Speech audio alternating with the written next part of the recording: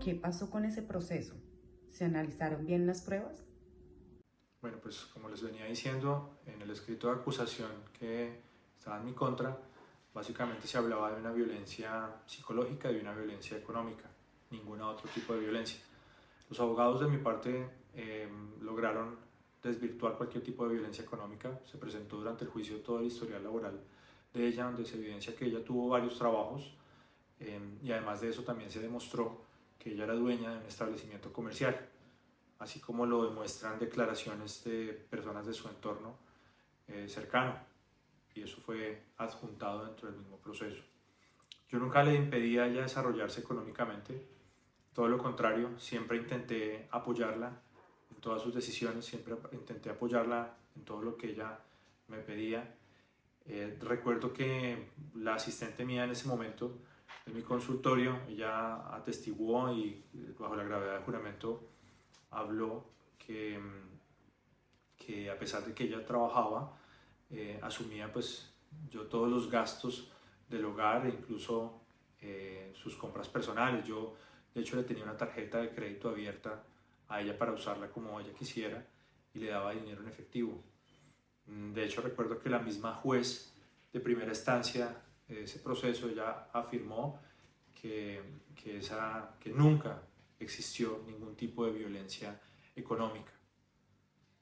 Con respecto a la violencia psicológica, dentro del proceso ella aportó también una supuesta evaluación por una psicóloga que la estaba viendo.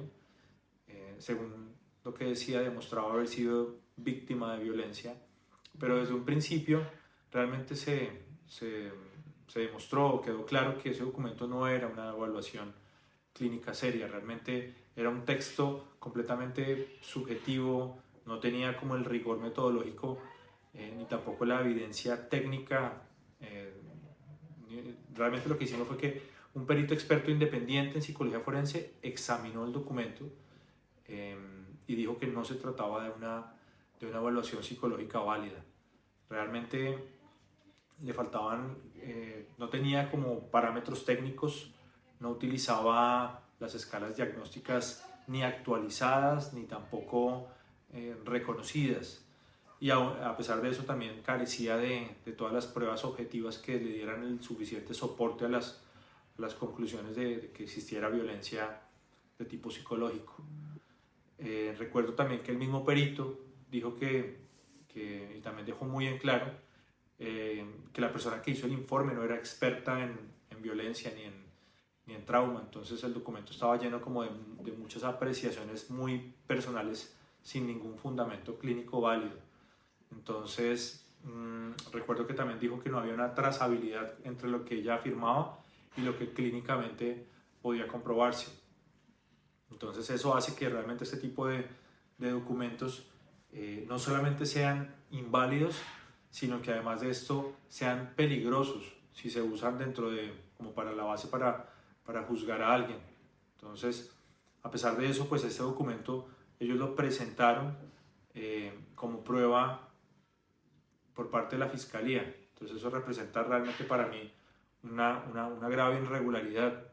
Realmente, porque un proceso penal no puede aprobarse o apoyarse con este tipo de documentos sin validez científica, sobre todo menos aún cuando está en juego el buen nombre de una persona, la libertad, la vida, la familia. En mi caso yo creo que realmente está muy claro, aquí no hay huellas, absolutamente ninguna huella psicológica de violencia, no hay una evidencia clínica suficiente que lo respalde, y el informe que ella intentó usar para sustentar el relato fue totalmente desmentido. El perito que habló de ello fue muy contundente y aparte era una persona imparcial. Pero tristemente en este proceso la emoción le ha ganado más a la técnica y pues obviamente no sé qué le pasó a la justicia, porque pues realmente es muy simple, si no hay pruebas pues realmente no puede haber una condena. Esa es realmente la conclusión de esto. Doctor Vitaliano, de acuerdo a las deficiencias observadas por estos dos psicólogos clínicos, ¿podrían ellos establecer un nexo de causalidad del trastorno depresivo con la presunta violencia intrafamiliar, que es materia de investigación por parte del doctor Luis Fernando Reyes Mesa? No podrían, no podrían porque, vuelvo y repito, no tienen la preparación para realizarlo. Tendrían que haber realizado una evaluación psicológica forense a la señora Adriana, y que esa evaluación psicológica les permitiera realizar efectivamente ese contraste, ese nexo causal del que nosotros venimos hablando, y estos profesionales pues no tienen ese conocimiento, no tienen ese alcance en ese desarrollo. Producto de todo lo que se analizó en esa recolección de toda esa información, sí, yo concluyo que hasta el momento en que se realizó esta evaluación, a la señora no se le había realizado una evaluación psicológica forense que permitiera dilucidar ese nexo causal entre una violencia y una afectación de índole psicológico. Entonces no hay una evaluación psicológica forense de ninguno de los intervinientes que permita, digamos, llegar a algo como esto. Otra de las conclusiones a las que llegué dentro de ese proceso, pues es que ninguno de los profesionales, ninguno de todos los profesionales que nosotros hablamos, aplican pruebas de índole psicológico que se acerquen a mirar si efectivamente existe una afectación psicológica en la persona evaluada y exista una correlación en esa sintomatología. Tampoco se evidencia que se haya aplicado una prueba de simulación de síntomas como el SIM, que nos permitiera a nosotros mirar y efectivamente saber si toda esa sintomatología es real o no es real. Entonces, esa es otra conclusión a la que arribé, porque no hay ninguna evidencia dentro de los temas analizados. Otra conclusión es que no se muestra ese ciclo de violencia tal como yo lo expliqué, no se da o no se considera o no se analiza ese tipo o ese ciclo de violencia y cómo se da al interior de esta familia, si es que se llega a dar en ese contexto. Otra de las conclusiones es que los diagnósticos de los cuales nosotros hablamos, pues no concuerdan con los signos y los síntomas que debe tener una persona cuando efectivamente presenta este tipo de trastornos, ¿sí?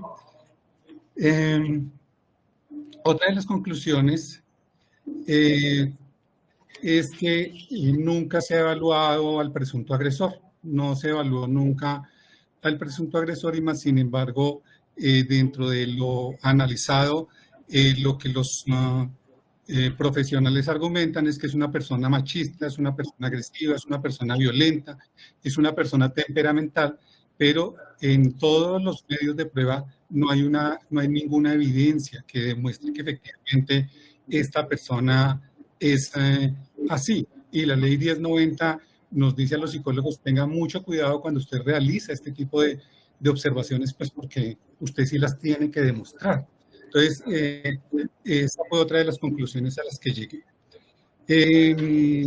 Otra conclusión a la que llegué es que no hay un rasgo de correlación que nos permita evaluar o medir ese daño psíquico real en esa presunta víctima al no existir una evaluación forense pues real, digamos, hasta ese momento.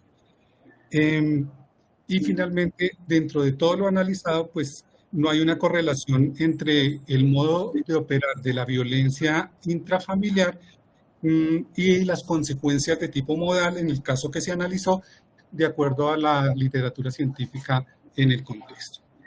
Esas fueron las conclusiones a las que llegué. ¿Quiénes eran los testigos que ella llevó al juicio? Yo recuerdo que ella aportó su propio testimonio, algunas de personas cercanas a ella, como su mamá, su papá, la niña, y su hijo. Realmente, pues si ustedes se ponen a revisar, realmente son testimonios que tienen vínculos de dependencia o de interés realmente directo, entonces no son para nada imparciales. La defensa, mis abogados lograron desvirtuarlos todos, pero sorpresivamente se les dio un peso que realmente a nuestro criterio fue completamente sesgado. ¿Y quiénes fueron sus testigos? Bueno, dentro de mis testigos estaba la empleada del servicio doméstico que nos ayudó durante varios años. Ella afirmó bajo la gravedad de juramento que jamás vio en ningún momento que yo ejerciera ningún tipo de violencia en contra de ella, ni mucho menos de los niños, por supuesto. Todo lo contrario, ella simplemente afirmaba que yo era un padre amoroso, yo me encargaba de absolutamente todas las cosas que podía en la casa y por supuesto que mi tiempo me lo permitían. Al interior de ese hogar durante el tiempo que usted laboró, ejerciera Luis Fernando Reyes Mesa alguna agresión verbal en contra del joven Sebastián Vargas? No, nunca presenté eso. Sobre la menor María José. Tampoco. Y quien siempre iniciaba realmente las discusiones y las peleas era ella. Ella pues, siempre siendo agresiva, desde palabras soeces hasta golpes. Otro testigo era el vecino del apartamento contiguo quien confirmó que quien era agresivo era ella y él lo vio con sus propios ojos. Incluso él confesó que ella le propuso un día irse un viaje solos durante el proceso. Desconozco las intenciones, por supuesto. ¿Escuchó que Luis Fernando Reyes Mesa hubiese agredido verbalmente a Adriana Lisset Vargas Uribe? No. Durante las reuniones que usted tuvo con Luis Fernando Reyes y Adriana Lisset Vargas Uribe, ¿observó usted que en alguna ocasión Luis Fernando Reyes Mesa hubiese humillado en su presencia a Adriana Lisset Vargas Uribe? No. Otra testiga que estaba allí era la asistente que en esa época me colaboraba en el consultorio. Ella confirmó que ella tenía independencia económica total. Además era yo quien asumía todos los gastos del hogar para que su remuneración, su pago, pudiera gastarlo como ella quisiera. Ella además, como les decía antes, yo le dejaba una tarjeta de crédito para que ella la gastara. Incluso me sorprendió con una hermosa frase que decía que quien no quisiera tener un esposo como el doctor.